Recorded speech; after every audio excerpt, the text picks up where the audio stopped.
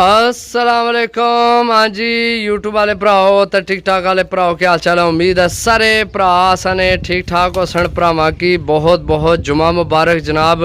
Video मुकम्मल देखनी है। आज हैरान कुन आफर लगन लिया भरावां वास्ते।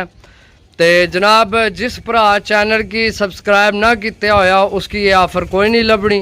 गल सीधी साफ है। ये अपने सब्सक्राइबर भरावां वास्ते आफर है जनाब। टोटल 14 पीस ने जी दोस्तों, टोटल 14 पीस ने, टोटल 14 पीस ने। तो अपने भरावां वास्ते फुल एंड डिस्काउंट आफर।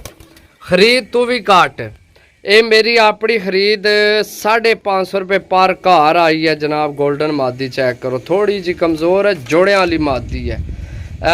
पट्ठा चेक करो जनाब। ये 550 रुपये पर जनाब अपनी खरीद है।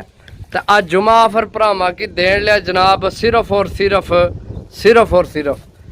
अच्छा मैं भरावां की ये दस दियाँ कि जनाब ये आफर उस भरा की लभनी है जिस साडे चैनल की सब्सक्राइब किए हुए जहन च रखे। सही है।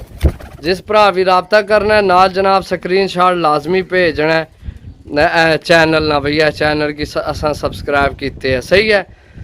माशाल्लाह चपरी पट्ठी चेक करो जनाब, जीरी पट्ठी चेक करो जनाब, टैडी चेक करो, जौन सिरा गोल कट्टे है जनाब चेक करो। माशाल्लाह विच पीस बड़े अच्छे ने। सही है। ये जनाब जुमा आफर है जनाब सिर्फ और सिर्फ 350 रुपये पर।